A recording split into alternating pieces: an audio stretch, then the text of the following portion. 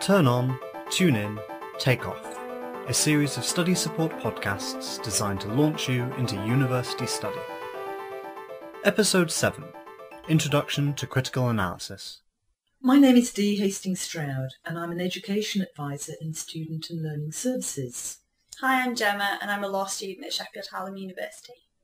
Today, with Gemma's help, I will discuss strategies to improve your critical analysis skills. I'll touch on what critical thinking is and the simple rules you can follow to develop your skills for critical thinking. But before we start, let's hear the student's perspective. Gemma could tell us a bit more about the student experience of critical analysis. For students, the experience of critical analysis usually begins with a feedback from a tutor saying, you need to be more critical or not enough argument. When this happens, most students are not sure what to do next. We understand critical analysis is really important for our academic success, but in fact, at the beginning of our studies, we don't really know what it means. That's right, Gemma. Developing your ability to think critically about a subject and present a well-constructed argument is essential to your studies. Whether you are listening to lectures, contributing to seminars, or reading about your subject. Additionally, critical thinking is developing a life skill, the ability to question things and not to accept everything you hear or read. Employers in particular are looking for this ability.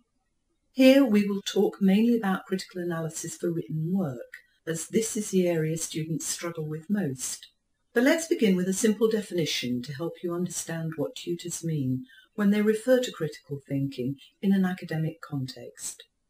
For students, critical thinking means researching the subject you will be writing about, identifying the different points of view, choosing your position on the subject, and finding enough evidence to support it.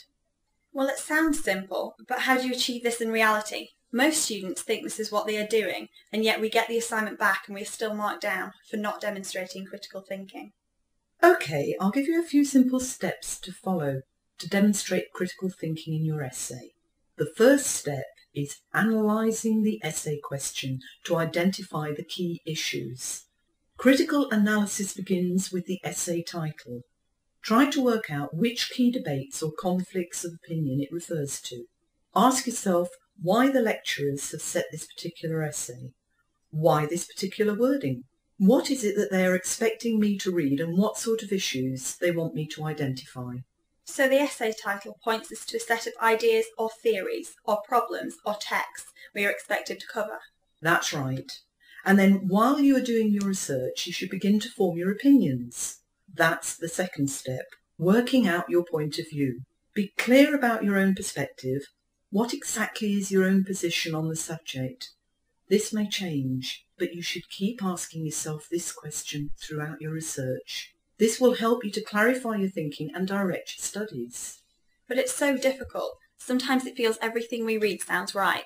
How do we form that clear position that the tutor wants us to have in the essay? It may take some time. Along the way, it may seem that there is good evidence to support many alternative points of view. However, at some stage you have to decide what position you're going to take. If this isn't clear in your mind, then your writing will lack clarity and direction. Some students tell me the best trick for them is to sum up the main arguments in a single sentence. Then they look at it while they're writing that assignment. So we should act a bit like a lawyer in a court. If we're defending a client, then we would be providing all the arguments to prove their innocence. We would also have to consider any counter-arguments so we were prepared to dispute them. Our defence should be sufficiently well constructed to convince the jury. Yes, that's it. The third step of critical analysis is to collect enough evidence to persuade your readers of your point of view. Your position needs to be presented as a well-reasoned argument that leads to a conclusion based on evidence. Critical writing is really presenting a set of reasons in the most convincing and logical order to support a conclusion. So do your research on the subject using reputable sources, not Wikipedia. Finding evidence that supports your position. What do the authors think about your subject? Whose views are they attacking? What research has been done on the subject? Are there different schools of thoughts about the subject? If so, what makes any of these convincing? Make sure you are using solid evidence. Does it really support your point of view? Is there sufficient evidence to support your conclusion? It is equally important to know of any opposing arguments. What evidence are these based on? Why are these alternative arguments less convincing? Well, this is something that all students find difficult. A student thinks that once someone has published in an academic journal, their opinion is more valid than their own, and you're telling me that we should evaluate their arguments. Good critical reading skills are important for good critical writing. Don't accept what is said without making a few checks first, even if the arguments sound compelling. For example, don't take research results at face value. Ask yourself, would this still be true if the survey was bigger? Or, what if he'd used a different sample of people?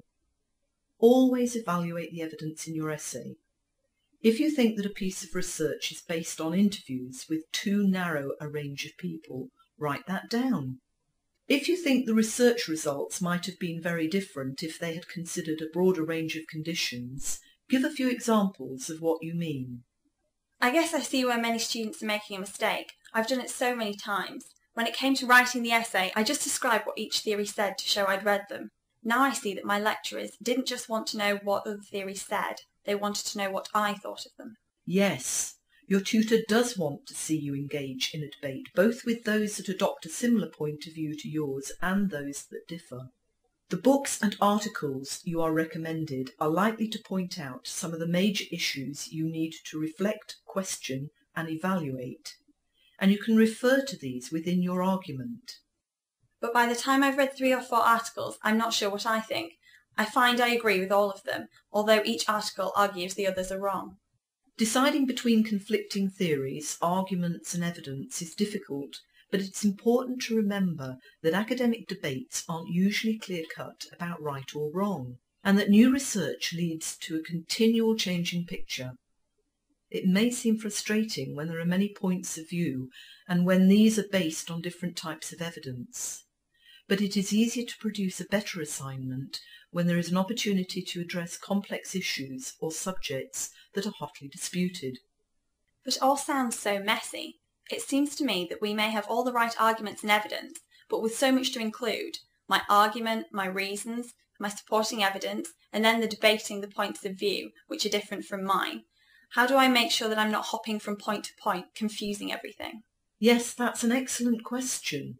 You have noticed this in seminars, I am sure. If you organise your argument clearly, people listen. If it jumps about and sounds muddled, then people just switch off. The same applies to writing. So the 4th step is structure your argument.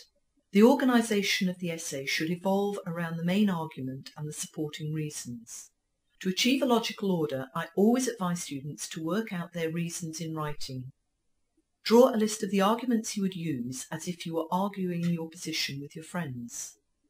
Before you start the final draft, go back over what you have written and draw up a list of the reasons that support the conclusion and those that undermine it. Are the reasons good enough? Do they really support the conclusion? Would they convince anyone else but you? You need to present your material in a way that helps the reader to see the point and to follow the argument. I usually sort my ideas by writing them down. When I found out my key argument, I cut and paste the text until it's in a logical order. Then I highlight all the key reasons in one colour and the conclusion in another. If I can't find the key reasons to highlight, then I need to write these out more clearly. Yes, that's an excellent way of ensuring your essay has a consistent structure and contains all the elements of critical analysis, key arguments, supporting reasons, and evidence that lead to a coherent conclusion. One final check I always recommend to students is the essay question. Before you finish your essay, make sure you have answered the essay question.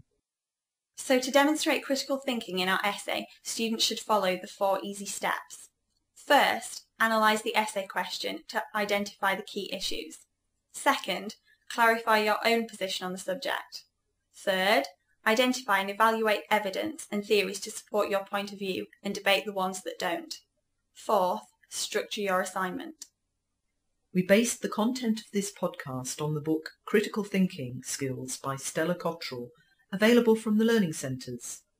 If you want further practical help, you can use our drop-in study practice, which offers 20-minute appointments in both ADSETS and collegiate learning centres. Go to Shoespace for more information. Alternatively, for more in-depth help, you can book a 40-minute education guidance appointment in Student and Learning Services by phoning 0114 225 3813. This concludes the Study Support podcast. We hope it was helpful. Now we recommend that you listen to the other podcasts in the series to introduce you to other essential study skills. Good luck!